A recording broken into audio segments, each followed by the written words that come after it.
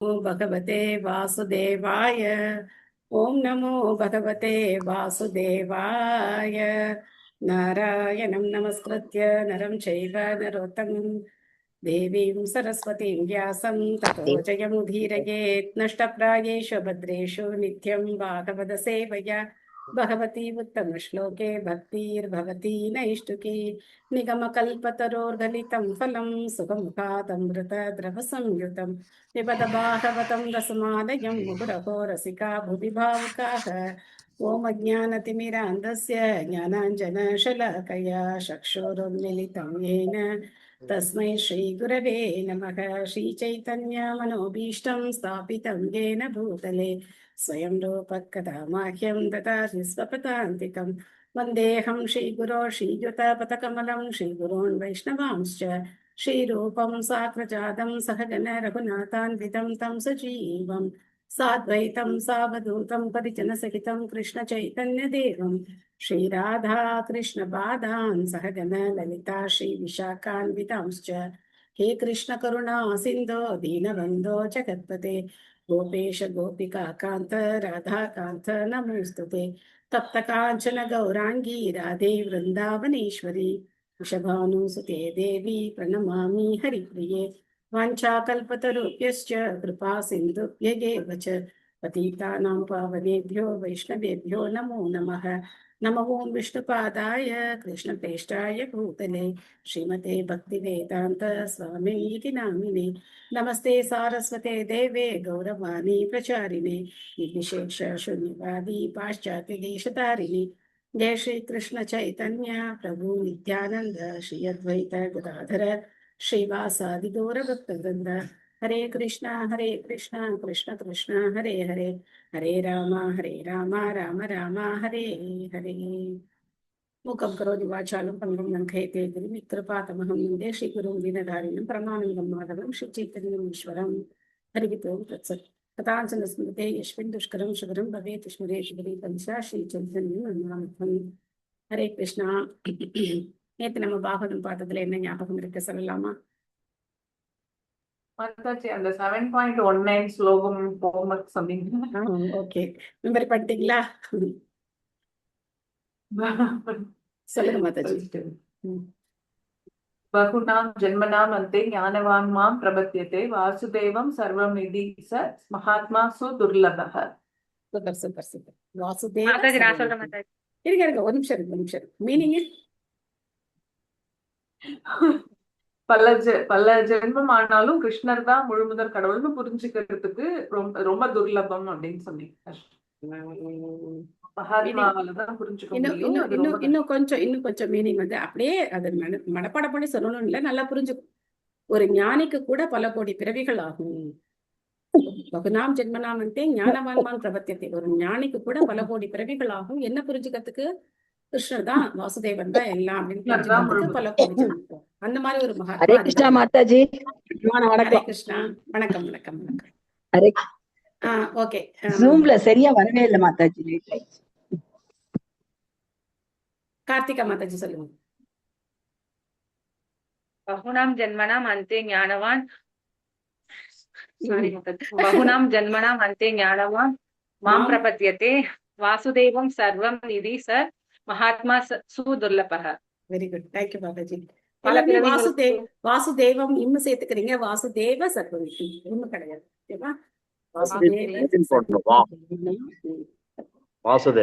வாசுதேவ சர்வம். ஹரே கிருஷ்ணா மாதாஜி. தேங்க்யூ மாதாஜி. வேற யாராவது? ஹரே கிருஷ்ண மாதாஜி. சொல்லுங்க மாதாஜி. ஹரே கிருஷ்ண மாதாஜி. ஹரே நமஸ்காரம் கிருஷ்ண. மாதாஜி. நமஸ்காரம். கழுத்துல போட்டிருக்க துளசி மாலை வச்சு சொன்னீங்க மாதாஜி.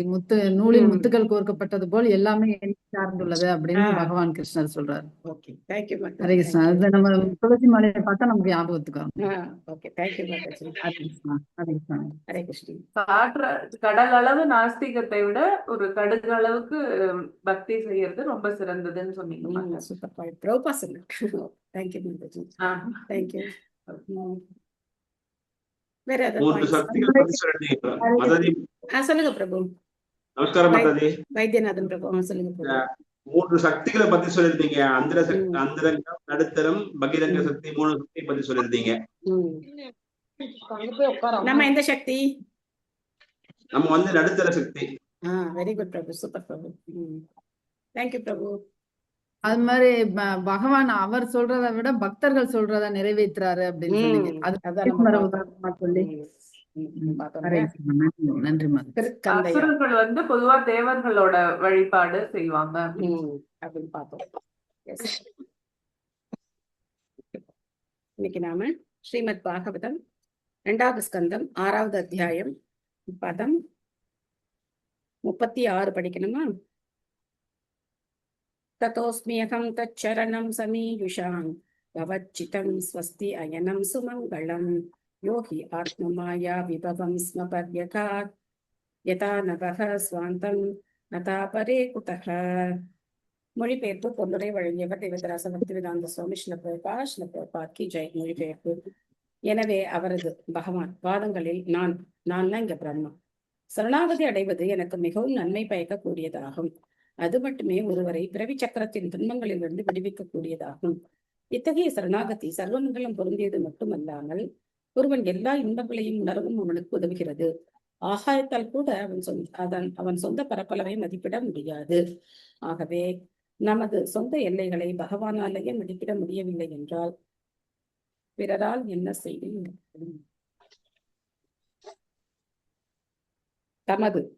ஆகவே பகவானாலேயே தமது சொந்த எல்லைகளை பகவானாலேயே மதிப்பிட முடியவில்லை என்றால் பிறரால் என்ன செய்ய முடியும்? சோ இங்க நம்ம பாக்குறோம், பிரம்மா வந்து பகவான்கிட்ட முழு சரணாகதி அடைஞ்சு அவர் பிரார்த்தனை பண்றார் அப்படின்னு சொல்லி நம்ம பாக்குறோம். ஆனா இதே பிரம்மா கிட்ட வரம் கேட்கிற அசுரர்கள் என்ன பண்றது இல்ல, இந்த மாதிரி பகவான் கிட்ட அவங்க சரணடைகிறது கிடையாது இல்லையா? பகவானை எதிர்க்கணும்னு நினைக்கிறாங்க. பகவானை எதிர்த்து அவங்க ஜெயிச்சிடலாம் அப்படின்னு நினைக்கிறாங்க. அதுதான் தேவர்களுக்கும் அசுரர்களுக்கும் உள்ள வித்தியாசம் நம்ம இங்க பாக்குறோம். ஜி சாந்தி மாதாஜி படுங்க. ஹரே கிருஷ்ண மாதாஜி. ஹரே கிருஷ்ண. மொழிபெயர் பொருளுரை வழங்கிய தெய்வ திரு ஆசா பக்தி வேதாந்த சுவாமி ஸ்ரீல பிரபுபாதற்கு ஜெய். பிரம்மதேவர் கற்றறிந்த எல்லா ஜீவராசிகளிலும் சிறந்தவரும் மிகச்சிறந்த யாகம் இயற்றியவரும் மிக கடினமான தவ வாழ்வை மேற்கொண்டவரும் மற்றும் மிகச்சிறந்த தன்னுணர்வு பெற்ற யோகியும் ஆவார். அனைத்து ஜீவராசிகளுக்கும் அவரே பரம ஆன்மீக குரு. இதனால் எல்லா வெற்றிகளையும் அடைய பகவானின் தாமரை பாதங்களில் ஒருவன் சரணாகதி அடைய வேண்டும் என்று நமக்கு அவர் அறிவுறுத்துகிறார்.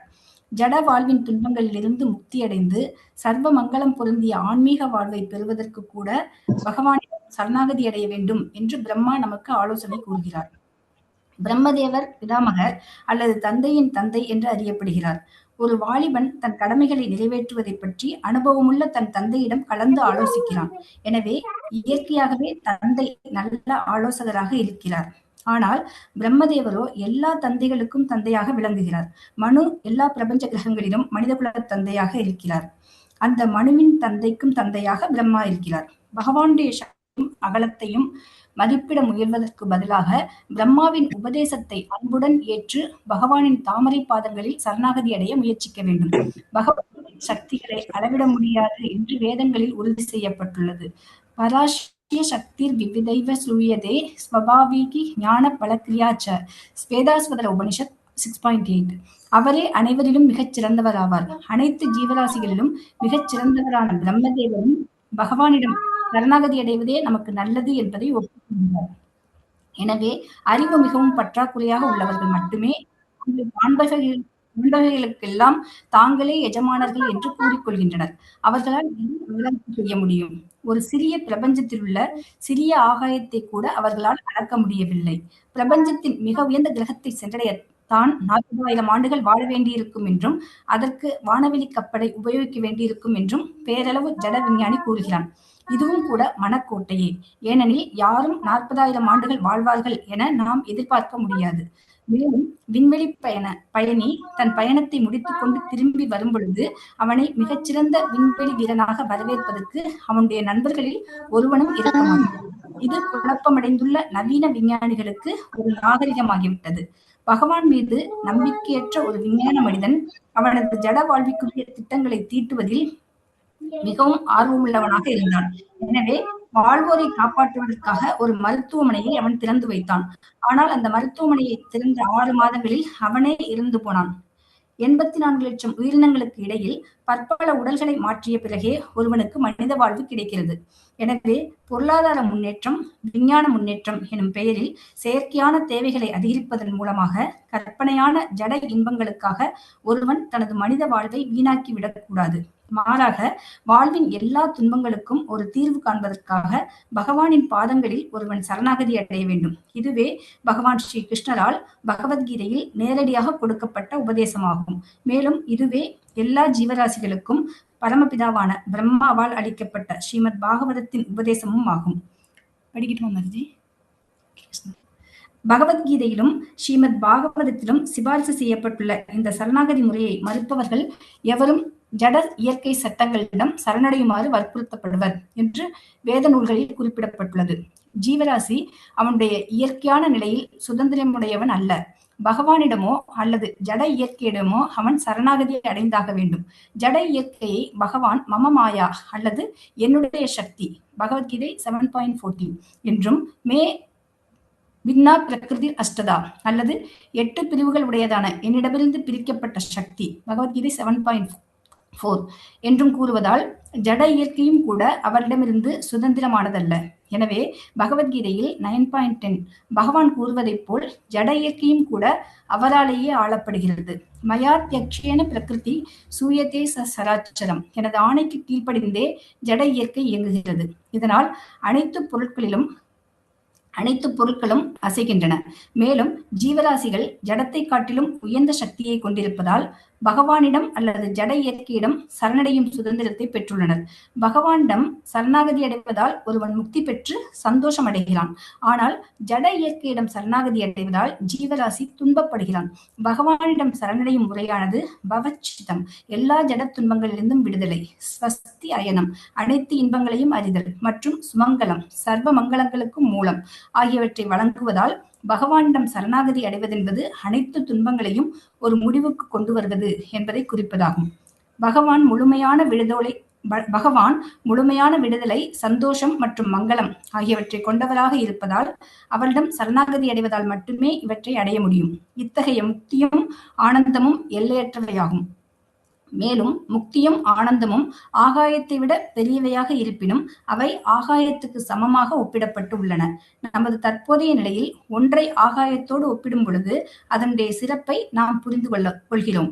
ஆகாயத்தை நம்மால் அளக்க முடியாது. ஆனால் பகவானின் சகவாசத்தில் அடையப்படும் முக்தி ஆகாயத்தை விட மிக பெரியதாகும்.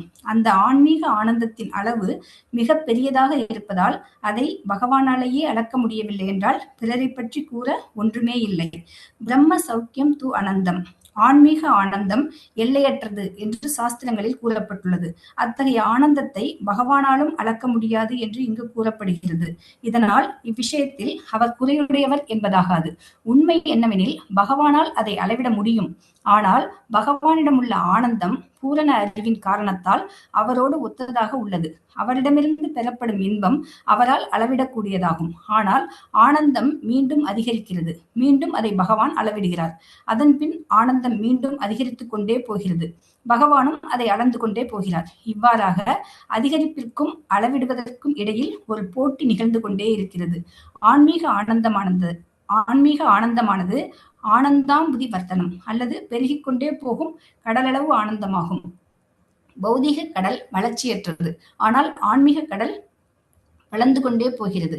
சைத்தன்ய சரிதாமிர்தத்தில் ஆதிலீலை 4ஆம் அத்தியாயம் பகவான் ஸ்ரீ கிருஷ்ணரின் ஆனந்த சக்தியான ஸ்ரீமதி ராதாராணியிடம் உள்ள கடலை போன்ற ஆன்மீக ஆனந்தத்தின் பெருக்கத்தை கவிராஜ கோஸ்வாமி மிகவும் நன்றாக விளக்கியுள்ளார். Hare Krishna Mataji. Thank you Mataji. Hare Krishna. Thank you Mataji. Hare Krishna. So இங்க நம்ம பல வார்த்தைகள் இந்த ஸ்லோகத்துல பாக்குறோம். முக்கியமா ஸ்வஸ்தி அயனம் சுமங்கலம். சோ இந்த வார்த்தைக்கு பிரபுபாதர் பெரிய விளக்கம் கொடுத்திருக்கார். மிக மிக மங்களகரமானது எது அப்படின்னா பகவான்கிட்ட சரணாகதி அடைகிறது. இங்க இன்னொரு உதாரணம் பிரபுபாதர் என்ன கொடுக்குறாரு அப்படின்னா, எப்படி ஒரு இளைஞன் தன் தந்தை கிட்ட இருந்து வாழ்க்கைக்கு உண்டான பயிற்சிகளை எடுத்துக்கிறாரோ. இந்த காலத்துல யாரும் அப்படிலாம் பண்றது கிடையாது. பட் அந்த காலத்துல வேத நாகரிகம் அப்படிங்கிறது அந்த மாதிரி இருந்தது. சோ அத மாதிரி பிரம்மா சொல்றத அவருடைய குழந்தைகளான நாம எல்லாரும் கேட்கணும். அதுதான் இங்க சொல்லப்பட்டோம். பிரம்மா என்ன சொல்றார்? நான் பகவான்கிட்ட சரணாகதி அடைஞ்சிருக்கேன் அப்படின்னு சொல்றாரு இல்லையா? அதைத்தான் நாம எல்லாரும் ஃபாலோ பண்ணணும். அதான் கிருஷ்ணரும் பகவத்கீதையில சொல்றார். சோ அதனால இன்னைக்கு வந்து ஒரு ஹோம்ஒர்க் கொடுத்துடலாமா? இன்னைக்கு ஒரு ஹோம்ஒர்க் கொடுத்துடலாமா? பண்ணலாமா? கொடுக்கலாம் மாதாஜி, கொடுக்கலாம் மாதாஜி. கொடுங்க மாதாஜி. இந்த ஸ்லோகம் ஹோம்ஒர்க் பண்ணிக்கலாம். 7.14 இன்னைக்கு ஹோம்ஒர்க் பண்ணிக்கலாம். தைவி ஏஷா குணமயி மம மாயா துரத்யயா மாம் ஏவையே பிரபத்தியந்தே மாயாம் ஏதாம் தரந்தித்தே. ஏன்னா இந்த அடிக்கடி இந்த ஸ்லோகம் ப்ராப்பர் கோட் பண்றேன். சோ மாயை பத்தி நம்ம தெரிஞ்சுக்க வேண்டிய ஸ்லோகம் இது. வந்து பகவானுடைய சக்தி. பகவான சரணடைஞ்சால் ஒழிய மாயை கடக்கிறது முடியவே முடியாது. நம்முடைய சொந்த சக்தியால நம்மளால மாயை கடக்க முடியாது. சோ அதனால இந்த ஸ்லோகம் நம்ம இன்னைக்கு ஹோம்ஒர்க் வச்சுக்கணும். அதனால பிரபுபாதர் அப்புறம் விஞ்ஞானிகளை அவங்க 7.14 மாதாஜி. ஆமா மாதாஜி, ஆமா. விஞ்ஞானிகளோட கூற்ற வச்சே Okay. பிரபுபாதர் வந்து விஞ்ஞானிகளை பத்தி பேசுறாரு. நாங்க வந்து இந்த கிரகத்தை அடையணும்னா 40,000 வருஷம் ஆகும் அப்படின்னு சொல்றீங்களே, 40,000 வருஷம் முதல்ல உங்களால உயிரோட இருக்க முடியுமா? என்ன பேச்சு இது? இந்த ஒரு கிரகத்தை அடையறதுக்கு 40,000 வருஷம் ஆகும் அப்படின்னு சொன்னீங்கன்னா, அந்த 40,000 வருஷம் உங்களால உயிரோட முதல்ல இருக்க முடியுமா? சரி, ஒரு பேச்சுக்கே வச்சுக்கிட்டாலும் நீ போறேன்னு வச்சுக்கிட்டாலும், நீ திரும்பி வரும்போது இங்க யாரு இருப்பா? நீ போனப்போ உன்னை சென்ட் ஆஃப் பண்ணவங்க யாராவது இங்க இருப்பாங்களா? உன்னை வரவேற்கிறதுக்கு யாராவது இருப்பாங்களா? யாரும் இருக்க மாட்டாங்க. எத்தனையோ மாறி போயிருப்போம் இல்லையா? ஆனா அவங்க என்ன சொல்றாங்க? இந்த மாதிரி வார்த்தைகளை சொல்றாங்க. இது ரொம்ப ஃபேஷனா போச்சு அவங்களுக்கு. நாங்க இத்தை பண்ணுவோம், அத்தை பண்ணுவோம் அப்படின்னு சொல்லி சொல்றதெல்லாம் அவங்களுக்கு ரொம்ப ஃபேஷனா இருக்கு. ஆனா அவங்க எதையும் பண்றது கிடையாது. சின்ன சின்னதா எதையாவது கண்டுபிடிச்சு கொடுக்குறாங்க. நாமளும் என்ன பண்ணிடுறோம்? ஆஹா, விஞ்ஞானிகள் சொல்றதுதான் சரி அப்படின்னு சொல்லி அவங்கள நாம முழுசா நம்ப ஆரம்பிச்சிடுறோம். அதனால இந்த விண்வெளி பயணம் இதெல்லாம் வந்து சும்மா ஒரு ஒரு பேச்சுக்கு தான் அவங்க வந்து பேசிட்டு இருக்காங்க. ஆனா உண்மையிலேயே பகவான சரணடைறது மட்டும்தான் முழுமையான நன்மையை நமக்கு கொடுக்கக்கூடியது. ஸோ இந்த 7.14 அதுக்கப்புறம் 7.4 இந்த ஸ்லோகம்லாம் நம்ம அடிக்கடி டிஸ்கஸ் பண்ணியிருக்கோம். அடுத்தது முக்கியமான விஷயம் வந்து இந்த ஸ்வஸ்தி அயனம் அப்படிங்கிற வார்த்தைக்கு பிரபுபா சொல்றார், முழுமையான விடுதலை, சந்தோஷம், மங்களம் இது எல்லாமே பகவான் கிட்டதான் நமக்கு கிடைக்கும். பவச்சித்தம், பவ அப்படின்னா இந்த சம்சார கடன், இதுல இருந்து நம்ம என்ன ஆகணும்? விடுபடணும். அப்பதான் வந்து நம்மளால சௌக்கியமா இருக்க முடியும். அதுக்கப்புறம் இந்த டிரான்ஸ்லேஷன்ல ஒரு சின்ன ஒரு மாற்றம் பண்ணிக்கணும். படிக்கும்போதே எனக்கு கொஞ்சம் குழப்பமா இருக்கு, இங்கிலீஷ்ல பார்த்தேன். ஸோ பிரபுபாதர் என்ன கொடுத்துருக்காருன்னா, ஆகாயத்தால் கூட அதன் சொந்த பரப்பளவை மதிப்பிட முடியாது. அவன் இருக்கு, அவன்கிறதுக்கு அர்த்தமே கிடையாதுங்க. அதன் அப்படின்னு மாத்திக்கோங்க. அதன் சொந்த பரப்பளவை மதிப்பிட முடியாது. ஸோ இங்க வந்து எதுக்காக இந்த ஆகாயத்தோட கம்பேர் பண்ணியிருக்கார் பிரம்மா அப்படின்னா, ஒரு உதாரணத்துக்கு நமக்கு இப்போ ஏதாவது ஒரு விஷயம் சொல்லும்போது என்னவோலாம் இந்த காதல் கவிதைகள்லாம் எழுதும்போது சொல்றாங்களே, எனக்கு வந்து உன்னுடைய அன்பை வெளிப்படுத்துறதுக்கு இந்த ஆகாயமே பத்தாது, என்னுடைய மனதை வெளிப்படுத்துறதுக்கு அப்படின்னா ஒரு ஆகாயத்தை உதாரணம் சொல்லும் போது, ஆஹா அவர் என் மேல எவ்வளவு அன்பா இருக்காரு போல இருக்கு, அவ்வளோ அன்பு போல இருக்கு அப்படிலாம் வந்து நம்புவாங்க இல்லையா? என்னுடைய பேனா மயில வந்து ஆகாயத்துல அப்படியே அதான் பேப்பர், நான் கவிதை எழுதுவேன் அப்படிலாம் சொல்லுவாங்க. இந்த ஆகாயத்தோட கம்பேர் பண்றது நமக்கு வந்து ரொம்ப பெரிய விஷயமா இருக்கு. பட் அந்த ஆகாயத்தாலே அதனுடைய பரப்பளவை அளவிட முடியாது அப்படிங்கிறது இங்க வந்து பகவானாலேயே அவருடைய ஆனந்தத்தை அளவிட முடியாது அப்படிங்கிற மாதிரி சொல்லப்பட்டிருக்கு. சோ அதுக்குதான் பிரபுபாதர் விளக்கம் கொடுக்குறார். பகவானால அளவிட முடியாததுன்னு ஒண்ணு கிடையாது. பகவானால ஒண்ணு அளவிட முடியும் அப்படின்னா அந்த ஆனந்தம் இன்னும் ஜாஸ்தி ஆயிடும். அப்போ திரும்ப பகவான் அதை அளந்துப்பார், திரும்ப அது ஜாஸ்தி ஆகும். இந்த மாதிரி இந்த ஆனந்தத்துக்கு இதுக்கு என்ன இருக்கு? பகவானுக்கு ஒரு போட்டி இருக்கு. அதனால்தான் ஆனந்தாம்புதி வர்தனம் பிரதிபதம் பூர்ண அமிர்தா சுவாதனம் அப்படின்னு சொல்லப்பட்டு. எதுல அப்படின்னாக்க சிஷ்டாஷ்டகத்துல சொல்லப்பட்டு. ஆனந்த அம்புதி, அம்புதினா கடல், ஆனந்த கடல் வர்தனம்னா பெருகிக்கிட்டே போகுமா. ஒவ்வொரு அடியிலையும் பூர்ண அமிர்தா சுவாதனம், ஒவ்வொரு அடியிலையும் அந்த பூர்ணமான அடி அப்படின்னாக்க நம்ம பண்ற ஒவ்வொரு செயல்லையும் அந்த பூர்ணமான அமிர்தத்தை நம்மளால சுவைக்க முடியும் அப்படின்னு சொல்லப்பட்டிருக்கு. சோ இங்க வந்து ரிஷபதேவருடைய ஒரு ஸ்லோகத்தை பிரபுபாதர் கோட் பண்ற. இந்த ஸ்லோகம் வந்து ஸ்ரீமத் பாகவதத்துல 5th கேண்டோல சாப்டர், ஒரு நிமிஷம் இருங்க. அப்பியரன்ஸ்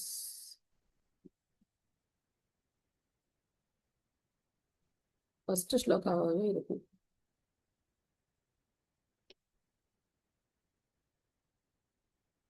அருமையான ஸ்லோகம். ரிஷபதேவருடைய அறிவுரைகள். நாயம் தேகோ தேகபாஜாம் நிர்லோகே கஷ்டான் காமாம் அர்ஹதே வித்புஜான்யே தபோ திவ்யம் புத்திரகாயேன சத்வம் சுஜ்யோ சுத்யேத் யஸ்மாத் பிரம்ம சௌக்கியம் துவனந்தம் அப்படின்னு சொல்றார். ரிஷபதேவருக்கு 100 மகன்கள். ரிஷபதேவரும் பகவானுடைய ஒரு அவதாரம், சக்தி ஆவேஷ அவதாரம். நாம 5th கேண்டோ படிக்கும்போது அவரை பத்தி பார்க்கலாம். ரொம்ப வினோதமான செயல்கள் அவருடையது, வித்தியாசமான செயல்கள். சில பேருக்கு அதிர்ச்சியா கூட இருக்கும். ரிஷபதேவருடைய சரிதம் படிக்கும்போது நிறைய பேர் பயந்துக்கிறாங்க.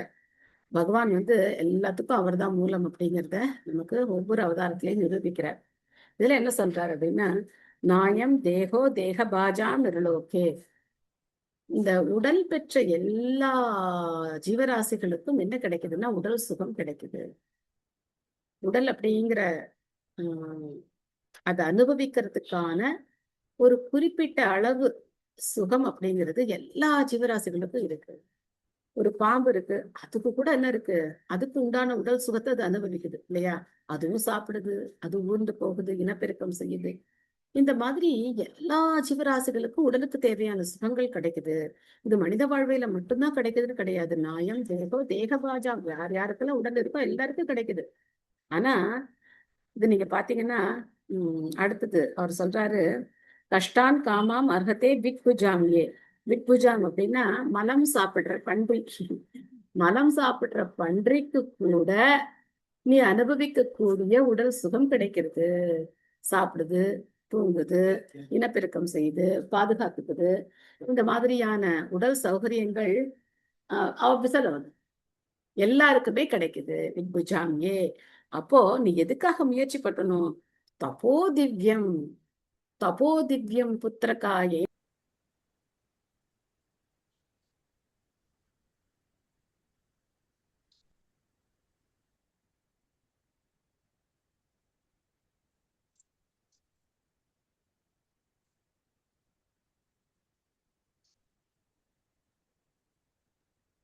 ஹரே கிருஷ்ணா.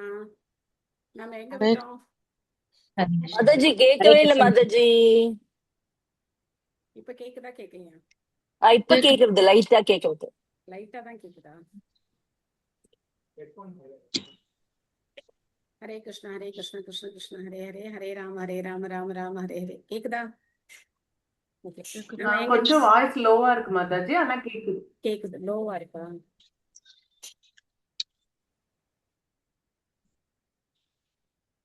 ஹரே கிருஷ்ண கிருஷ்ண கிருஷ்ண ஹரே ஹரே, ஹரே ராம ராம ஹரே ஹரே. ஃபுல் சவுண்ட் இருக்கு.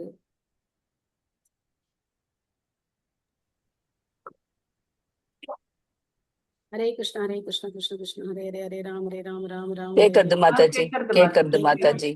தேங்க்யூ. சோ எங்க விட்டோம் நம்ம? ரிஷபதேவர். ரிஷபதேவர்ல இருந்து அதுக்கப்புறம் கேட்கல மாதாஜி. ஓகே. தபோ திவ்யம் அங்க விட்டோம். தபோ திவ்யம்னா உனக்கு இப்ப மனித பிறவி கிடைச்சிருக்கு, நீ எதுக்காக முயற்சி பண்ண? இந்த உடல் சுகம் கிடைக்கணுங்கிறதுக்காக முயற்சி பண்ணாத, இந்த அற்ப சுகத்துக்காக முயற்சி பண்ணாத. திவ்யமான விஷயத்தை அடையறதுக்காக தவம் செய் அப்படின்னு சொல்ற. இப்போ +2 எக்ஸாம், 10th எக்ஸாம் எல்லாம் வருது. காலேஜ் படிக்கிற பசங்க இருக்காங்க, ஒர்க் பண்றவங்க இருக்காங்க, அவங்களும் தவம் பண்றாங்க. இந்த 2 மாசம் விளையாட்டெல்லாம் நிறுத்தி எல்லாம் தவம். என்ன தவம்? படிக்கணும் படிக்கணும் படிக்கணும் படிக்கணும் தவம் பண்றாங்க. இந்த மாதிரி உடலை வருத்தி நாமளா செய்யக்கூடியது எல்லாமே தவம் தான். ஆனா எதுக்காக தவம் பண்ணணும் அப்படின்னா, பகவான் அடையறதுக்காக. பிரம்ம சௌக்கியம் துவனந்தம், அந்த பிரம்ம சௌக்கியத்தை அடையறதுக்காக நீ தவம் செய் அப்படின்னு சொல்லி ரிஷபதேவ தன்னுடைய 100 மகன்களுக்கு அறிவுரை சொல்ற. சோ 5.5.1 அந்த ஸ்லோகம் தான் பிரபுபாதரிங்க பிரம்ம சௌக்கியம் துவனந்தம் அந்த இதை கொடுத்திருக்காரு. ஆக அந்த ஆன்மீக ஆனந்தம் அப்படிங்கிறது எல்லையற்றது அப்படிங்கறத நாம இங்க புரிஞ்சுக்கிறோம். அடுத்த பதம் 37.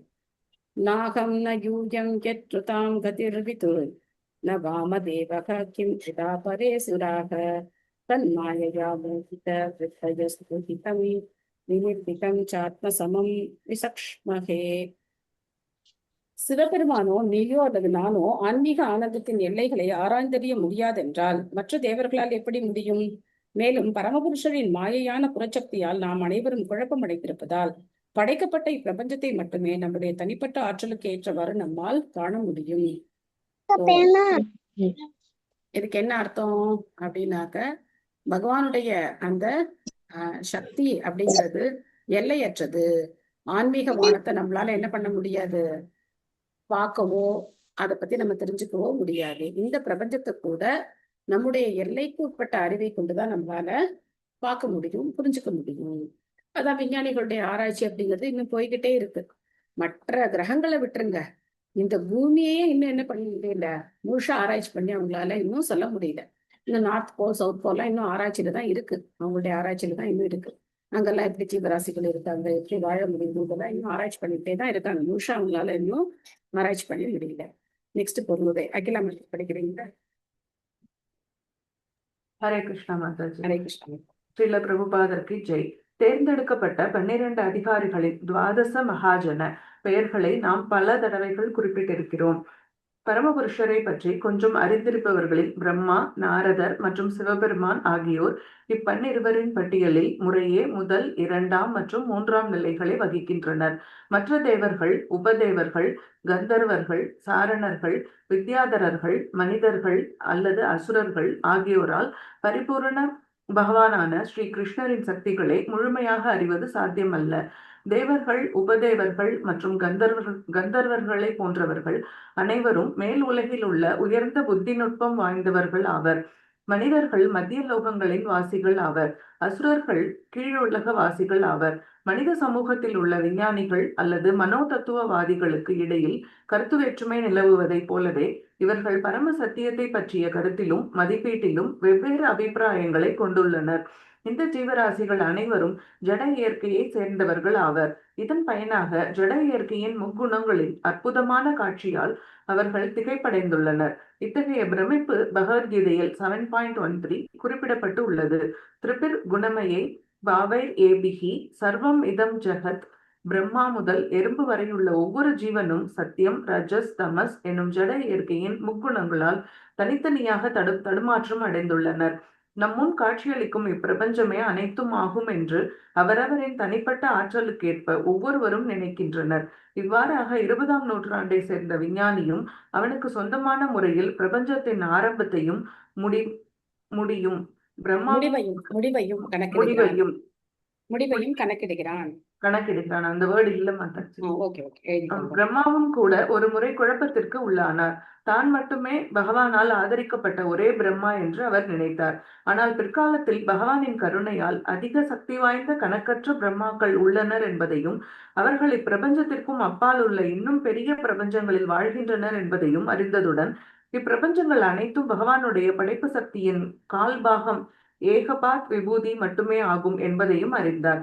அவரது சக்தியின் மீதமுள்ள 3/4 பாகம் ஆன்மீக உலகில் தோற்றுவிக்கப்பட்டுள்ளது. இதனால் சிறிய மூளையை கொண்டுள்ள ஒரு அற்ப விஞ்ஞானியால் பகவான் ஸ்ரீ கிருஷ்ணரை பற்றி எதை தெரிந்து கொள்ள முடியும்? எனவே மோகிதம் நாபி ஜானாதி மாம் ஏபியக பரம் அவ்யயம். இத்தகைய ஜட இயற்கை குணங்களால் திகைப்படைந்திருப்பதால் இப்படைப்புகளுக்கு அப்பால் உன்னத பரமபுருஷர் இருக்கிறார் என்பதை அவர்களால் அறிய முடியவில்லை. பிரம்மா, நாரதர் மற்றும் சிவபெருமான் ஆகியோருக்கு பகவானை பற்றி ஓரளவுக்கு தெரியும். இதனால் விளையாட்டுத்தனமான வானவெளி கப்பலை போன்ற கண்டுபிடிப்புகளில் திருப்தி அடைவதற்கு பதிலாக இந்த மகாபுருஷர்களின் உபதேசங்களை ஒருவன் பின்பற்ற வேண்டும். ஒரு குழந்தையின் தந்தையை அடையாளம் காட்டக்கூடிய ஒரே அதிகாரியாக தாய் இருப்பதை போலவே பிரம்மா, நாரதர் அல்லது சிவனை போன்ற ஏற்புடைய அதிகாரிகளால் அளிக்கப்படும் வேதங்கள் என்னும் தாய்தான் பரம சத்தியத்தை பற்றி நமக்கு அறிவிக்கக்கூடிய ஒரே அதிகாரி ஆகும். ஹரே கிருஷ்ணா. தேங்க்யூ மாதாஜி. ஹரே கிருஷ்ணா. தேங்க்யூ மாதாஜி. 12 மகாஜனங்கள், துவாதச மகாஜனங்கள் யார் யாருன்னு தெரியும் இல்லையா? யாருக்கு தெரியும்? பீஷ்மர். ஆரம்பத்தில் ஒரு லைனா சொல்ல. ஜனகர், மகாபலி சக்கரவர்த்தி. ஓகே. ஸ்வயம்பு நாரத சம்பு, ஸ்வயம்பு நாரத சம்பு,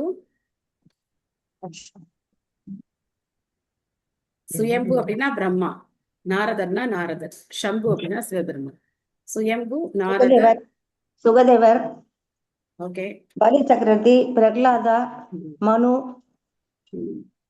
அப்புறம் ஜனகர், கபிலர், யம தர்மராஜா. சுயம்பு, நாரத, சம்பு, அப்புறம் எனக்கு வந்து போச்சு. ஓகே, பிரகலாத, கபிலோ, மனு, 4 குமார் குமார ஜனகோ, பீஷ்ம, கபிலர், அதுக்கப்புறம் கபிலர், ஜனகர், மனு, பிரகலாதர், பலி பலிம் சக்கரவர்த்தி. பயசக்கிம் பயம் அப்படி வரும். அந்த ஸ்லோகம் வந்து அப்படி கரெக்டா 4 லைன் 3 பேர், 12 பேர் கரெக்டா வரும்.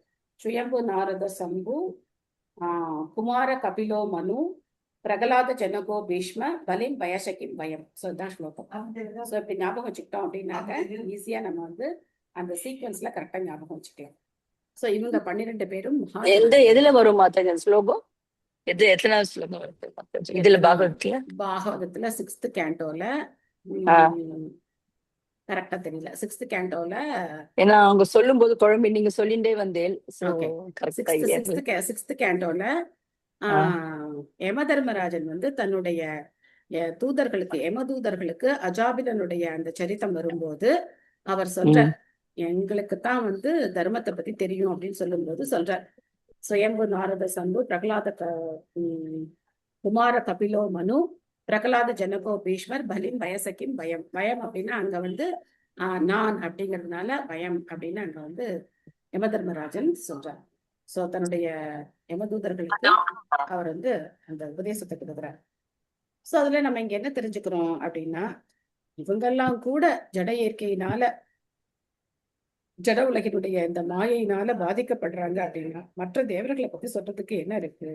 ஸோ விஞ்ஞானிகள்லாம் குழந்தை மாதிரி அப்படின்னு வந்து ரோபா சொல்ற. சும்மா நம்ம வந்து தீபாவளிக்கு ராக்கெட் விட்டுட்டு நான் பெரிய ஆளு அப்படின்னு சொல்ற மாதிரி அவங்க கொஞ்சம் ராக்கெட் விட்டு நான் பெரிய ஆளுன்னு சொல்லிட்டே இருக்காங்க. அவ்வளவுதான். யஸ்யாவதார கர்மாணி காயந்திஹி அஸ்மதாதயக நயம் விதந்தி தத்வேன தஸ்மை பகவதே நமக.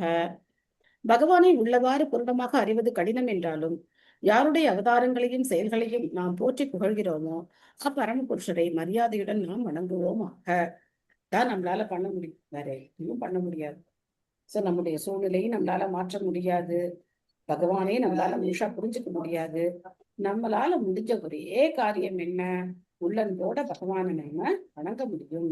ஹரே கிருஷ்ண ஹரே கிருஷ்ண கிருஷ்ண கிருஷ்ண ஹரே ஹரே, ஹரே ராம ஹரே ஹரே ராம கிருஷ்ணா ராம ராம மாதாஜி. ஹரே ஹரே. கொஞ்சம் வாய்ஸ் திரும்ப மாதாஜி கேட்கல மாதாஜி. என்ன ஆகுதுன்னு எனக்கே தெரியல.